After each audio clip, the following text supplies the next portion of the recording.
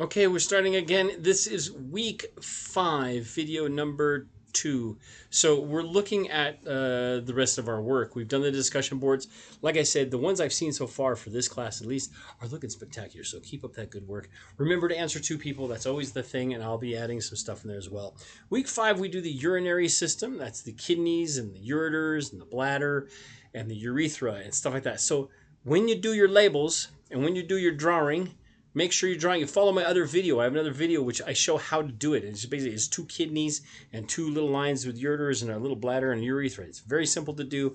Note some things in there if you like. I would look at the detrusor muscle and the trigone, which is a little area that's very interesting where the ureters come in the back of the bladder and link in there to drain into the bladder, which does expand. And then there's also 2 sphincters in there. So just kind of remember that one. The other one too, it does talk a little about dieting and diets, like the keto diet, which is kind of popular nowadays, and the what was it, the primordial diet or the caveman diet, and everybody's eating meat and eggs and stuff like that. Good for you. I mean, but there's perfectly healthy people who are vegan, and vegetarian. I was vegetarian for quite a long time. I used to live at a Buddhist temple, so I was vegetarian there. It wasn't that hard. Actually, really good food. The hard part is making the food. Other thing is making sure you get the right nutrition. Are you getting the right proteins, amino acids? Amino acids make up proteins. Are you getting the fats and lipids? Right, those work together for other things. Are you getting the vitamins? The vital amines is what they're called. Very similar to amino acids, but they're not full proteins sometimes. And then also you're getting carbohydrates, which all of that can be turned into glucose, but then your body can make proteins out of all those other things. So you have to have different kinds of proteins. There's the essential ones and non-essential ones and all that fun stuff. So have at it with those. The other one is respiratory system. That's going to be 2 lungs, right? 1 trachea or trachea. That's your windpipe in through here, and the voice box or larynx. And then we have, of course, the nasopharynx and the oropharynx and the laryngopharynx. As we go down those tubes, actually remember the C-shaped cartilage in there. But remember everything that's due this week. So we have an assignment, which is on respiratory, digestive, and urinary. It's a big one. I'll put in after you've done it, if you want to know what you did wrong, if you see something like you got 90%, I will have a list of all of the correct answers, and you can go through and look them up at your leisure. Actually, and the urinary system, the lab, that's just a drawing, and the discussion was on the keto diet or some kind of diet like that. The week 5 quiz, I think I have a video on that as well. You can look that one up. It'll be like week 5 announcement and the review and preview and stuff like that. I'll usually do something on those, and those are due in the next few days. So let's work on those, and that means that next week starts week 6. That's the final week of this class, and we'll be completely done. It'll be awesome and wonderful, and you guys will be so happy it's done. You'll all get great grades and be happy and move on to other amazing and wonderful things. So anyway, I just wanted to do a few minutes. This is only 3, but we're going to go for about 8 minutes because I want to get some other stuff done. So digestive system, the alimentary canal, right? It's alimentary, dear Watson. No, alimentary. It goes. It's a tube. 1 tube, you're basically a giant macaroni needle. You put stuff in this end of the tube, you mash it up with your teeth. With your tongue, you mash it to the side of the cheek, and then you chomp down on it with teeth, and then your cheek, the buccinator muscles right in here, pushes it back into the teeth, and you chomp down again, and then the tongue will wrap it up on the rugae, which is the roof of the mouth. That's the rough parts. You put your finger in there, and I feel those rough parts. You see them really big on cats and dogs. They have amazing rough. It's called rugae, and that's so you can smear your tongue up there and just mash things. That helps with eating certain foods. And then you swallow, which is pushing back with the tongue, right? And it pushes it back, and as soon as it gets past, long day today. As soon as it gets past the oral pharynx, it gets in the laryngopharynx area, and your epiglottis, which is a protector for the windpipe, so food doesn't go down there, will close down because the tongue will push back, and it'll close down and cover up that tube so you don't cough everything up, and then it'll push down. And then we have what's called peristalsis, and the smooth muscle of the esophagus, which goes from behind the mouth all the way down into the stomach through the diaphragm. That's this muscle right in through here. That's a respiratory muscle. Breathe in with that one. Then we have the accessory muscles. We're adding that in there as well, right? When we have that going on, as soon as it gets to that first sphincter means an opening. That's a sphincter right there. There's the first sphincter. We have control over it. Most of us have control over it. And then we have the second sphincter, which is a cardiac sphincter because it's close to the heart. It's also called the esophageal or the gastric sphincter. And that opens up and lets stuff into the stomach. The stomach has its own like stretchy bits and rugae, which are the little like ridges in there. If you look on the side here, you see those little curlicues and everything. It's kind of like that, but really 3D looking in there, and it churns and moves all that stuff with those gastric juices and the saliva. The saliva helps to start the digestive process, right? It smooths everything, so it lubricates everything going down the esophagus. If you've ever eaten a bunch of chips and you didn't have, or crackers, you didn't have enough water, it's really hard to get down through there.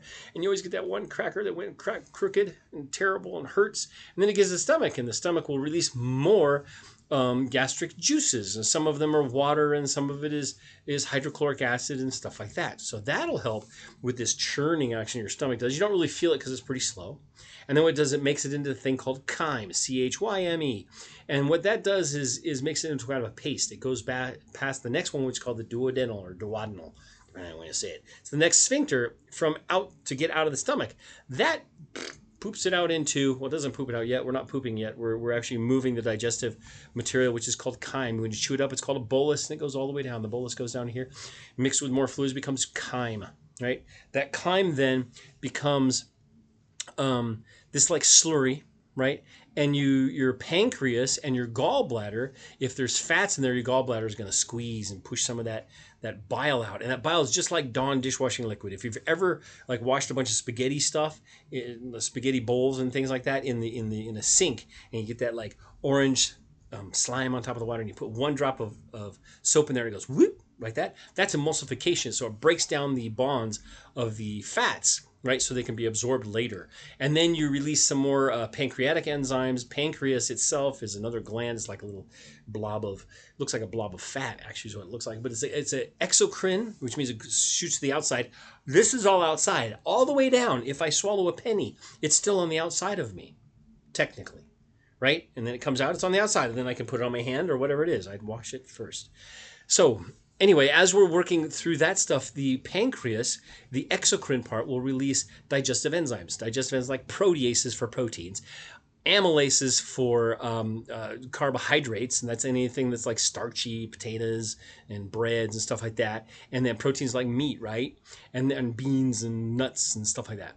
And then we have lipases, which help you break down some more of the fats. Well, we already had some of the bile, which is an emulsifier, and that helps breaks it down. This breaks it down further. Now, as it gets to the small intestine is 3 different parts. The duodenum or duodenum, depending on how you want to pronounce that. It's almost 8 minutes, right? And then we have the jejunum, which is the central part. That's where a lot of stuff gets absorbed from the whole body, and there's these little little villi in there that increase the surface area, and a lot of stuff gets just absorbed and pushed back out and in and out and all this kind of good stuff, and it goes to the bloodstream. That bloodstream goes from there to the liver. The liver detoxifies and organizes stuff. If you ever saw the I Love Lucy episode, and then I'm going to end with this, the I Love Lucy episode where she's boxing chocolates, that's the best depiction of what the liver actually does. It sorts and tries to put things in boxes, gets it back down onto the system, so it'll take things, it'll detoxify them. If they're water soluble, yay, put it back into the digestive system and it can go out through the bottom, right? Or it can stash it away in fat tissue. So your fat tissue often has a lot of toxins in it, and it's put there for storage so that your body can work on it later. Just like when Lucy was putting them in her shirt and she was putting them in her boxes, and she was trying to put them in her mouth, and it just became a total commotion. So people who are over-toxified and have weight problems and have all kinds of fatigue issues and stuff, sometimes it can be related to their diet. You clean your diet up, things get a lot better, trust me. The next section it goes to is it goes all the way down through the ileum is the last part, and it goes through another sphincter called the ileocecal valve, the ICV, which is down on the right-hand side, down where your appendix is, and that squirts it out into the large intestine. First part's called the cecum, and then it has the ascending, which goes up, the ascending colon, and then it goes across, and that's the transverse colon, and then it makes a curve. Well, the first curve it makes is up here at the splenic side. This is on the right side, right? So it's ascending to the spleen, splenic curvature or flexure, and then it goes across the top, and that's the transverse colon. Then it makes it's backwards. Hepatic, liver, and splenic on this side. Sorry about that. And then down, I was trying to look both I'm backwards and forwards in this thing. It's very, very confusing. But anyway, it goes down the descending colon on the left side, and then it makes a loop-de-loop called a little squiggle called the sigmoid colon, and then it goes to the rectum, where it's held, and a lot of water is absorbed from that, and then it goes out through the anus, right? The bottom of the tube. And there are two, count them, two sphincters there. There's a sphincter that is involuntary that tells you, ooh, I gotta go. And then the other one gives you some time so you can get to where you want to go. Sometimes you miss. Anyway, this is Dr. Sean over at Fortis. We're doing the final thing. Urinary system we talked about, respiratory system we talked about really quickly, and digestive system. I went through the whole thing with you just now, so you should know everything there is to know about this. Quite easy. A lot of chemistry in there, though, right? But don't be freaked out about that. That's not in your world. It's above your pay grade, really. But if you get interested in it, by golly, go and look it up. It's a really cool rabbit hole to go down. So you guys take care. Don't forget to do the quiz. You'll have 2 attempts, I believe, on that quiz. And I did look through other stuff and try to fix that. So let me know in Canvas itself. You can contact me via the email if you need to, or we can chat also on the discussion boards. And don't forget my Zoom day. And we'll do our class meetings at those times. If you want to attend, it's totally not mandatory if you have another question or something like that. Okay? Wow, 11 minutes. Sorry about that, guys. Talk to you later. See ya. Bye.